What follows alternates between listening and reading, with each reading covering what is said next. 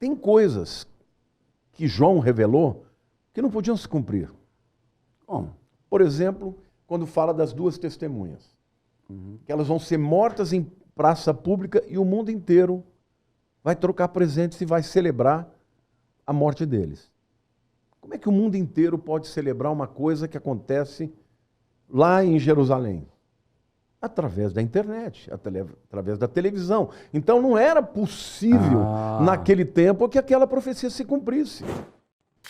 quando João escreveu o livro do Apocalipse, qual foi o objetivo de Deus em trazer essa revelação sobre o final dos tempos para João?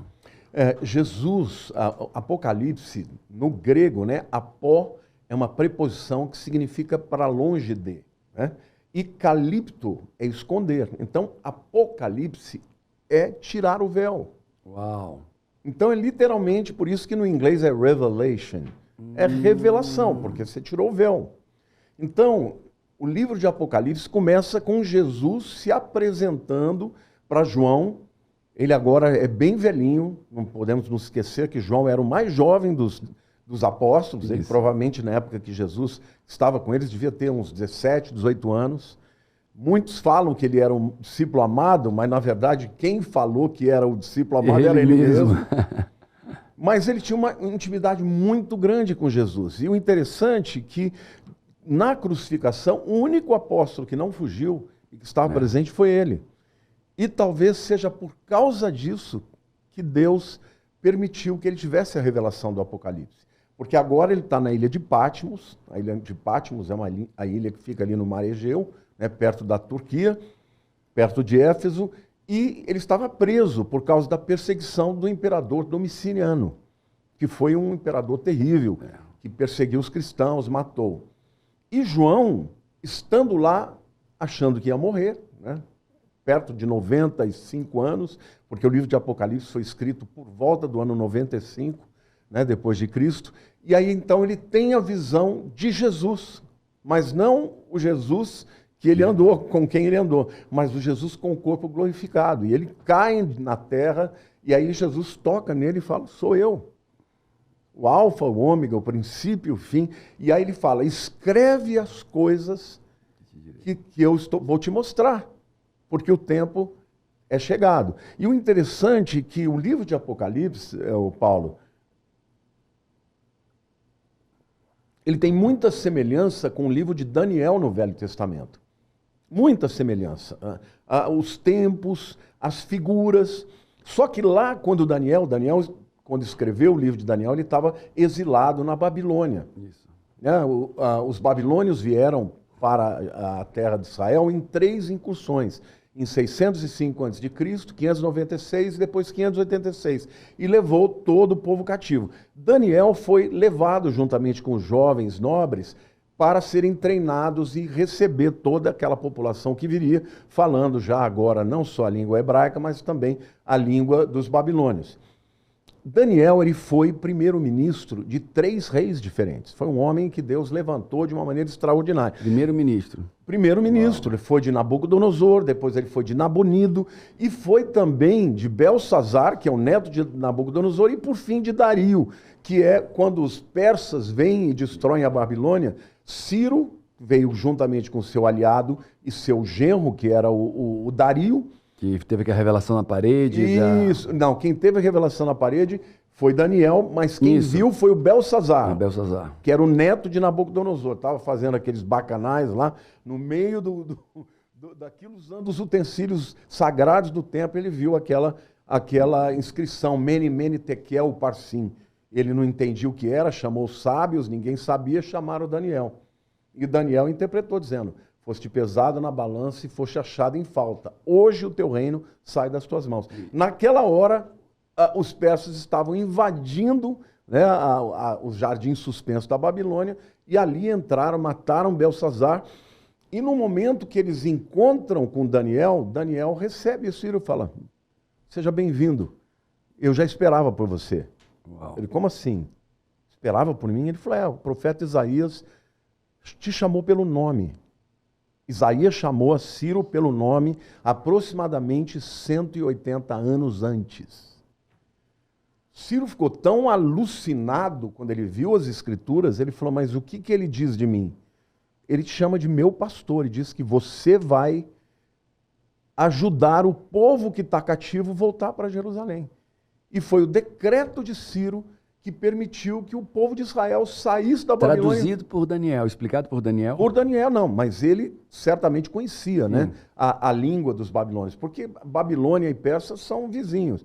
Então é que nem português e espanhol, as pessoas entendem umas às outras. E ali naquele momento, então Ciro permite que o povo volte, aí Zorobabel, o primeiro líder que traz o povo de volta, e a história vai continuando. Mas eu citei Daniel pelo seguinte, porque quando o anjo Gabriel revela o futuro, porque ele começou a orar, ele percebeu que os 70 anos que Jeremias havia dito estavam chegando ao fim. Então ele foi orar a Deus. O Senhor falou que eram 70 anos, como é que vai ser que a gente vai voltar? E aí vem o anjo Gabriel e traz toda a revelação para ele.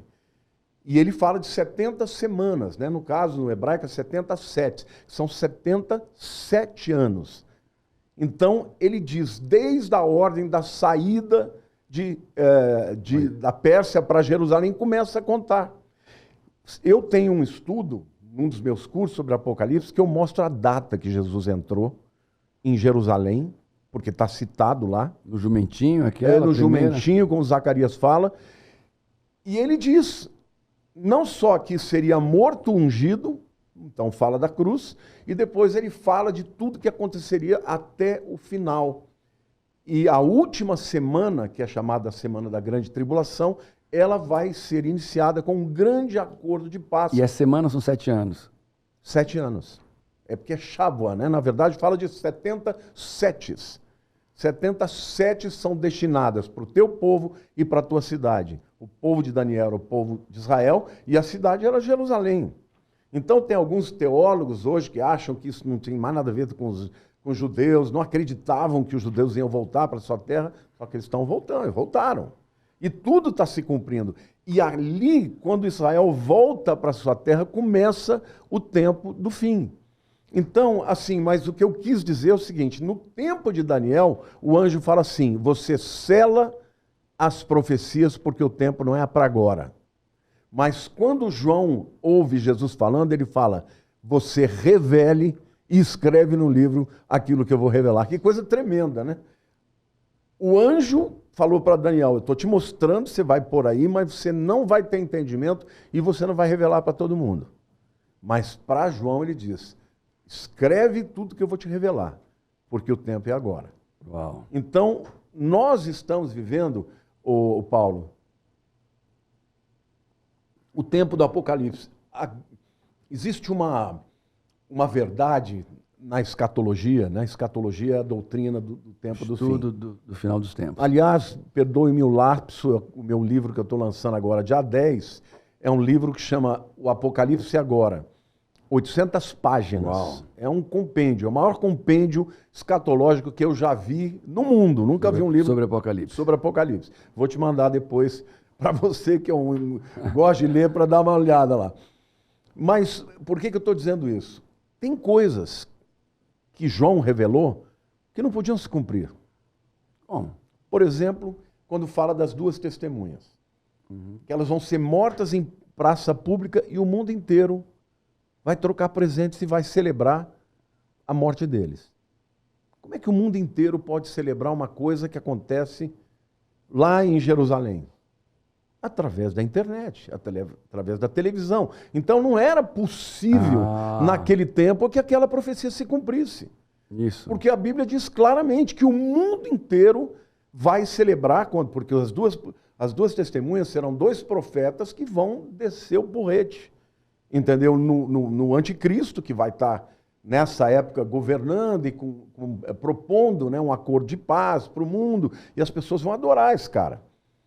E aí eles vão dizer, ele não é o Messias, ele não é o Mashiach, ele não é o Cristo. E eles vão confrontar o anticristo, até que ele, num determinado momento, ele recebe a autoridade para matar os 2. E aí a Bíblia diz que o mundo inteiro vai festejar. E é bem fácil entender isso quando nós vemos pessoas do bem apoiando Hamas. pessoas aplaudindo e defendendo o Hamas. Um grupo terrorista que matou dezenas de crianças em escolas, 10, 20, 30, cortando a cabeça, decepando crianças de 1, 2, 3, 4, 5 anos. Então... Filmando e rindo. E filmando, sim. Eu comecei a ver um desses filmes. Eu comecei a ver, chorei 3 dias. Eu também. Chorei por 3 dias. Comecei a ver, chorei por 3 dias. Isso foi a menor das maldades. E defender terroristas. Então tem gente, esse é o final dos tempos. Vai ter gente defendendo terrorista. Tem gente defendendo assassinos. Tem gente para tudo. Porque é um engano, né? Porque quando Jesus ele vai falar no discurso profético, que está relatado em Mateus 24, Lucas 21, Marcos 13, ele começa dizendo, ninguém de modo nenhum vos engane. Ele fala 5 vezes sobre o perigo do engano. E Paulo também, quando ele escreve a Timóteo, na primeira carta, capítulo 4, versículo 1, ele diz, no final dos tempos, nos últimos tempos, alguns apostatarão da fé, dando ouvidos a espíritos enganadores e doutrinas de demônios. O engano é tão grande que você vê, por exemplo, nesses lugares de extremistas, de muçulmanos, e aqui eu quero diferenciar o muçulmano dos terroristas extremistas, mas eles matam pessoas homossexuais. Matam. E como é que podem ter grupos grupos de gays defendendo esses caras? Eu vi um vídeo, eu não sei se foi na invasão do Afeganistão, por aquele grupo radical, eram 80 homens num prédio de 5, 6 andares. Era Al-Qaeda na época do Afeganistão. Al-Qaeda. E eles botaram os 80 para pularem e morrerem na queda. E quem não queria pular, empurrava e atiravam na cabeça e jogavam. E grupos obrigados de feministas. A pular. E os grupos feministas que apoiam isso? Free Palestine, Palestina Livre. Cara, esses camaradas, eles estupraram, eles mataram mulheres, eles abriram o ventre de uma mulher grávida com uma faca, arrancaram a criança. Na frente do pai. Na frente do pai, da família. Então eu te pergunto, como é que uma pessoa que é feminista, que defende o direito da mulher, apoia isso? Se não for pelo engano, que é, de fato, uma potestade espiritual que está acontecendo nesse mundo. Por isso nós vemos... O engano é a potestade espiritual. É um dos primeiros sinais do final dos tempos. Quando Paulo... É tipo Jezabel, manipulação... Sim, Jezabel é manipulação, né? Mas Paulo diz assim, ninguém de modo algum vos engane, porque está falando da vinda de Jesus, porque isso não acontecerá sem que primeiro venha a apostasia e então seja revelado o homem da iniquidade, o filho da perdição. É bom explicar rapidinho o que é apostasia para... Bom, muito bom. Apostasia é uma palavra transliterada. Eu vou explicar o que é isso. Batismo. O que é batismo? Imersão? No grego, essa é uma palavra grega. Batizar é mergulhar. Isso. Então, apostasia também é uma palavra grega que foi transliterada para o português. Apostasia significa divórcio. Se você for para a Grécia hoje e quiser divorciar, você fala, eu quero fazer apostasia. Agora está falando da apostasia de quem? Dos que foram cristãos, que tiveram uma aliança com Deus e que romperam com Ele. Ninguém apostata se não tiver casado. A igreja era noiva, a noiva veio, casamos, e agora estamos nos divorciando da noiva, que a noiva é a igreja de Cristo. Então, o que a Bíblia está dizendo é que a apostasia será o abandono, o rompimento da aliança com Deus de pessoas que já tiveram uma experiência com Deus. E isso acontecerá por causa do quê? Por causa do espírito de engano. Alguns apostatarão da fé, dando ouvidos a espíritos enganadores e doutrinas de demônios. Esse é o tempo. Paulo... Então, só para você entender, nós estamos falando, lá a gente está falando que no final dos tempos, nesse tempo de Apocalipse, tempo desse que prepara o final dos tempos, vai ter a apostasia. Aquelas pessoas que eram conectadas a Deus, criam na palavra, criam no evangelho, profetizaram, oraram, eram crentes genuínos, vão ser enganados e vão contra a fé. É isso. Ouvindo doutrinas, mentiras e enganos. Vão contra tudo que a Bíblia... E não serão só narrativas lógicas.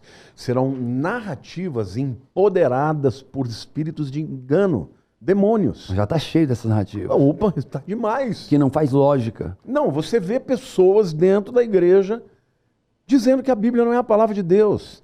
Pastores que outrora foram brilhantes, agora estão dizendo, não, a Bíblia não é a palavra de Deus. Não, gente que foge à lógica e diz que criança nasce sem sexo. É. Que ela vai escolher, é como se não soubesse que XY, homem e mulher. Genética. É genético, é biológico. E que tem padrões diferentes, padrões mais masculinos, padrões femininos, dizer que isso não existe. Eu gosto muito do Jordan Peterson, você deve conhecer bem, né? E eu vi um debate dele com uma jornalista... Ele é demolidor de jornalista. Não, ele é fantástico. Dessa ideologia woke, e aí a discussão era que homens e mulheres eram iguais. Ele falou, não são iguais. Geneticamente não são iguais e nem psicologicamente são iguais. Ele diz, por exemplo, por que existem homens, majoritariamente homens, na indústria, por exemplo, da construção? Camarada assentando tijolo e tal. Por que as mulheres não vão? Porque são homens que têm vontade de fazer isso. Por que homens que vão para a guerra na sua maioria? E as mulheres ficam em casa? Porque existem diferenças. Agora, hoje, Satanás ele vai atacar tudo, como diz Paulo, que o anticristo, isso aqui é uma outra palavra interessante de eu trazer, ele é chamado, na Bíblia, ele é chamado de o iníquo. Só que no original, a palavra iníquo é anomos. O que é nomos? É lei. O que é isonomia? O que é ergonomia? Nomos é lei.